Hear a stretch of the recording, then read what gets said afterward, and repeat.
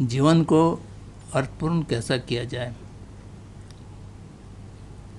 वो जीवन के अर्थ से ये अर्थपूर्ण या अर्थमय कैसा किया जाए, वो भी अपना आप उस संदर्भ से निकलना चाहिए। लेकिन भारतीय परंपरा में जीवन के अर्थ व्याख्यान करते हुए लगभग सभी दार्शनिक परंपराओं का एक मत है चतुर्ष पुरुषार्थ। चतुर्ष पुरुषार्थ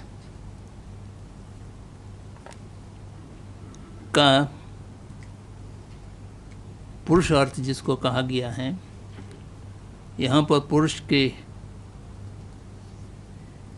शब्द स्त्री पुरुष के संदर्भ में नहीं किया गया है, व्यक्ति मात्र या मनुष्य मात्र के लिए पुरुष का शब्द इस्तेमाल किया गया है। और इस पुरुष के शब्द का अर्थ होता है क्षमतावान, जिसकी पास कार्य संपादन करने की क्षमता और योग्यता या शक्ति विद्यमान है, उसको पुरुष कहा जाता है। मनुष्य के अतिरिक्त जो जीव जंतु हैं उनको पुरुष नहीं कहते हैं, क्योंकि वो केवल जीवन यापन के लिए कार्य कर सकते हैं, पेट भरने के लिए, भोजन खोजने की और अपने को सुरक्षित रखने की, बाह्य चुनौतियों से, खतरा से, रहने के लिए जगह का व्यवस्था करने की, संतान उत्पन्न करना और उसको पालन करने की, इतना क्षमता पशु जगत में भी विद्यमान है। उसके अतिरिक्त पशु जगत में विवेक नहीं है और जीवन को विकसित करने की क्षमता नहीं है।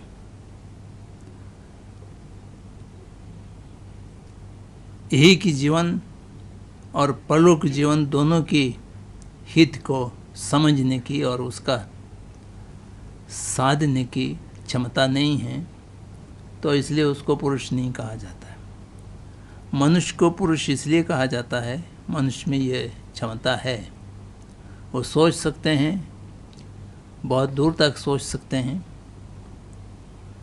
तो सोच विचार करने योग्य जो मनुष्य हैं, उसकी जीवन की साध्य, यहाँ पर अर्थ की माने वो क्या साधना चाहिए, उसके साध्य क्या है, क्या उपलब्ध करने की प्रयास करना चाहिए, तो उसके लिए 4 वस्तुओं का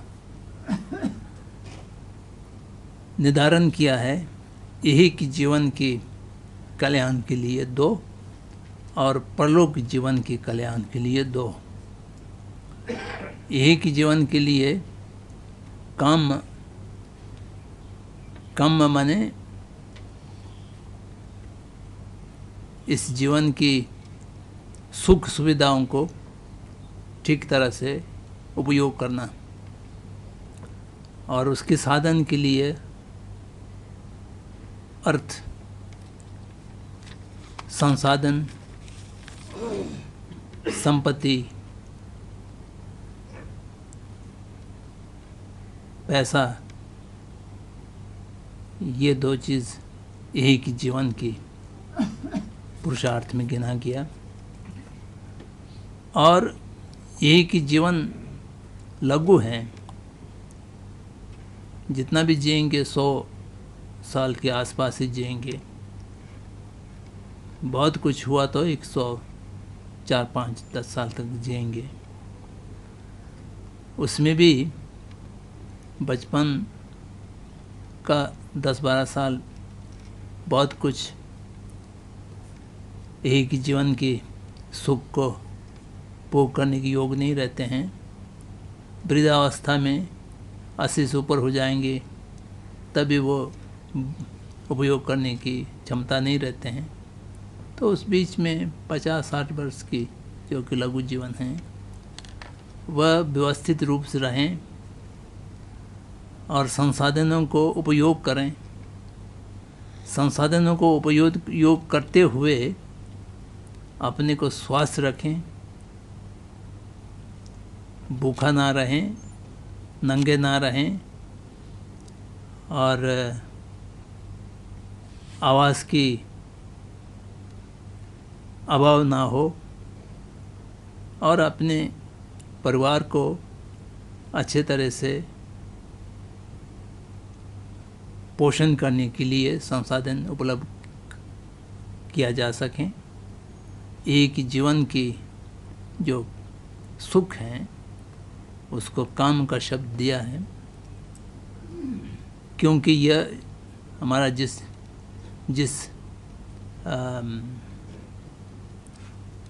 धातु में त्रिधातु की या जिस जगत में हम रहते हैं इसको काम जगत कहते हैं। काम रूप अरूप 3 जगत की कल्पना है भारतीय दर्शनों में, तो उसमें हम काम जगत में रहते हैं। तो रूप, गंध, शब्द और स्पर्श, रस, इनको हम अच्छे तरह से उपयोग कर सकते हैं और इसका आनंद उठा सकते हैं। तो जिसके लिए कुछ संसाधन चाहिए। ये 2 पुरुषार्थ यही के जीवन के लिए हुआ। और दीर्घ काल के लिए, क्योंकि जीवन लघु हैं, क्षणभंगुर हैं, अनित्य हैं, तो इसलिए इस लघु जीवन के अंदर बहुत बड़ा अर्थ साधना की संभावना नहीं है।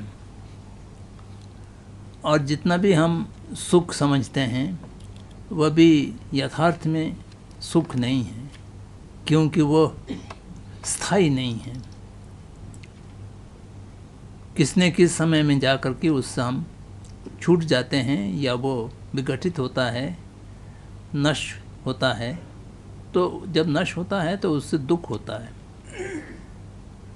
तो इसलिए स्थायी सुख या स्थायी शांत, सुख दुख से ऊपर उठ करके स्थायी शांत अगर हम कामना रखते हैं, वो तो रखते ही हैं, सभी व्यक्ति स्थायी सुख चाहते हैं और कोई भी दुख नहीं चाहते हैं। कोई भी दुख नहीं चाहते हो, स्थायी सुख चाहते हो, तो इसका एकमात्र उपाय यही है कि इस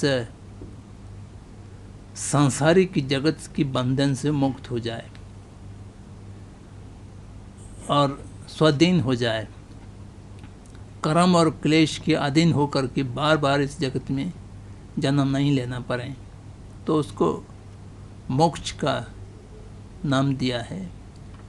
उस प्रकार के मोक्ष को प्राप्त करने के लिए उसका हेतु या साधन धर्म का सेवन करना, धर्म का पालन करना, ये कहा गया है। तो भारतीय पद्धति में जो चतुर्थ पुरुषार्थ गिना गया है, जिसमें तत्कालिक और दीर्घकालिक दोनों इस जीवन से जो साध्य हैं, इस जीवन से हम प्राप्त किया जा सकता है, वो ये 4 वर्ग में दर्शाया गया है और जिसको यथार्थ में पुरुषार्थ माना जाना चाहिए। ये चारों पुरुषार्थ को साधने के लिए अनिवार्य हैं स्वस्थ शरीर और स्वस्थ चित्त। स्वस्थ शरीर और स्वस्थ चित्त दोनों हम खो बैठेंगे तो ना तो काम का उपयोग कर पाएंगे ना मोक्ष की साधना कर पाएंगे। तो इसलिए ये भी एक पुरुषार्थ के रूप में रख सकते हैं या उसके साधन के रूप में रख सकते हैं, स्वस्थ शरीर और स्वस्थ चित्त। स्वस्थ शरीर भी आधुनिक के समय में, जहाँ पर पीने के लिए अप्रदूषित कोई जल भी नहीं मिलता हो, सांस लेने के लिए अप्रदूषित हवा भी नहीं मिलते हो, वैसे परिस्थिति में शरीर को स्वस्थ रखना एक सरल काम नहीं है। इसलिए शरीर को स्वस्थ रखने की जो कार्य हैं वो भी व्यापार हो गए हैं। आज सारे जो हम एक ही कदम या हमारा कोई भी हिलेंगे डुलेंगे तो व्यापार के बगैर कोई भी काम नहीं चलता है। तो इसको भी उद्योग का, स्वास्थ्य उद्योग का नाम दिया है, तो उस उद्योग में हमको जाना पड़ेगा। जब शरीर स्वस्थ नहीं रहेंगे तो चित्त या मन स्वस्थ कैसा रह सकते हैं। मन हमेशा जिदु कृष्णमूर्ति के शब्द में कहा जाए तो कंडीशनिंग, हजारों प्रकार की जो दबाव हैं, कंडीशनिंग है, उससे हमारे मन को चारों तरफ बाह्य शक्तियों ने अपने अपने अनुकूलित कर दिया है। तो हम अपने पास अनुकूलित कोई चीज़ रह नहीं गए। तो इसलिए ये चार पुरुषार्थ को साधने की क्षमता हमारे पास संभवतः मनुष्य होते हुए भी उपलब्ध नहीं, ऐसा लगने लगता है, जो सोचने की विषय है। अगर कोई व्यक्ति चाहें हम उसको उपलब्ध करेंगे और इस दबाव में नहीं रहेंगे, अपनी स्वाधीनता को, स्वराज को पुनः स्थापित करेंगे, ऐसा किसके पास इच्छा हो तो इस संभावना तो है। लेकिन इच्छा उत्पन्न ना हो, इसका व्यवस्था इस बाजार व्यवस्था ने कर रखे हैं। सारे संतुलन को बिगाड़ करके जिस असभ्यता में हमें अभी घसीट रहे हैं, उसमें ये सब सोचने की, करने की संभावना और अवकाश दोनों बहुत कम लगने लगा है। प्रस्तावना में कहा गया है कि अपना शरीर में बाम लगा करके आत्महत्या करने वाले लोगों का क्या समझ हैं, तो वह भी अपने दृष्टि से, अपने विचार से अपने पुरुषार्थ को साध रहे हैं, ऐसा विचार करके वो जाते हैं। अन्यथा इतना बड़ा कम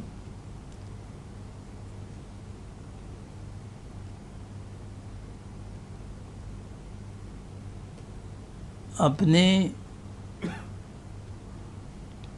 प्राण को अपने हाथ से समाप्त करने की जो मूर्खता है, वो जब तक हमारा मन बहुत गहराई से प्रदूषित नहीं किया गया हो, अनुकूलित नहीं किया गया हो, तो नहीं, संभव नहीं है। तो ये जो जीवन की अर्थ को भूल जाना और अर्थमय जीवन जीने से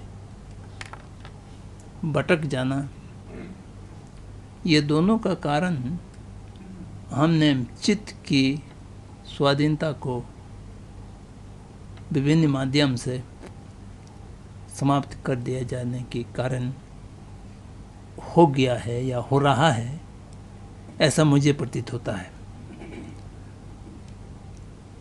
बहुत लोग इस असहमत हो सकते हैं, लेकिन मैं अपने जो विचार हैं या शास्त्रों की वांग्मय से जो विचार आते हैं, तो वो ये आपके सामने रख रहा हूँ। चतुष्पुरात की संक्षेप विवरण देने के बाद अतिशा की जो त्रिपुरुषों के वेद का थोड़ा सा जिक्र करके मैं अपने वाणी को विराम दूंगा। पुरुषार्थ को साधने के लिए जो यही कि जीवन का काम और अर्थ हैं, वो तो सब लोग साधते ही हैं। आतिशा ने उसको पुरुषार्थ में गिना नहीं। उनका कहना ये है कि जो यही कि जीवन का सुख सुविधाएं जुटाना वो मनुष्य की विशेषता नहीं है, वो पशु जगत में भी उसकी क्षमता है। मनुष्य की विशेषता तो परलोक जीवन का सुधारने के कार्य करना चाहिए। तो उन्होंने 3 पुरुषों का कल्पना किया, आदम पुरुष, मध्यम पुरुष और महापुरुष। आदम पुरुष उसको रखा गया यही कि जीवन की सुख सुविधा के साधन जुटाने के बाद परलोक जीवन की चिंता करते हैं और परलोक जीवन को सुधारने की और अभ्युदय की आश्वासन पाने के लिए कुशल कार्य करने वाले। अभ्युदय माने अगले जन्म अच्छे जगत में या मनुष्य के रूप में या देवता के रूप में अगला जन्म लेने की जो चेष्टा करते हैं, जिसके लिए कुशल कार्य संपादन करते हैं, उसको आदम पुरुष कहा गया है। और मध्यम पुरुष उसको कहा गया है अपने मोक्ष मात्र साधने के लिए जो कार्य करते हैं, शील समाधि प्रज्ञा का साधना करते हैं, जिससे बौद्ध परिभाषिक शब्द में अरहंत पद या प्रत्येक बुद्ध पद को प्राप्त करने की मात्र स्वयं इस जगत की बंधन से मुक्त होने की साधना करते हैं, उसको मध्यम पुरुष कहा गया। और महापुरुष उसको कहा गया है जो समस्त जगत की हित के लिए, संपूर्ण जीवधारियों के हित के लिए, सत्वों के हित के लिए बुद्धत्व प्राप्त करने की अभिलाषा रखते हैं। बुद्धत्व प्राप्त करके समस्त जगत की सेवा करने की इच्छा रखते हैं, वह महापुरुष हैं, ऐसा कहा गया है। या उसको आध्यात्मिक शब्दों से हटा करके साधारण बोलचाल में कहें तो एक और दूसरे दृष्टिकोण हो सकता है। एक अहिंसक जीवन खुद भी जिए और दूसरों को भी जीने दिया जाए, किस पर हिंसा ना हो, वह एक साधारण जीवन के रूप में।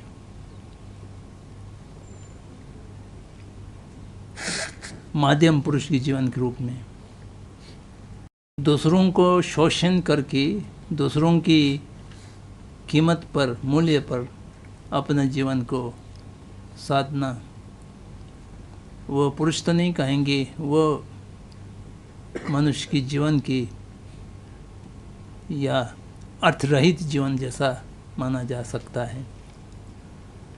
और संपूर्ण दूसरों की सेवा के लिए,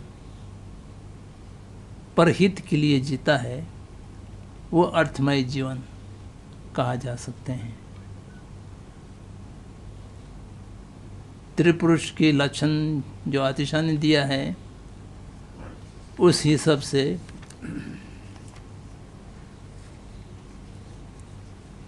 अधम, मध्यम और महापुरुष, वो तीनों का जीवन अर्थमय जीवन कहने में कोई आपत्ति नहीं होंगी।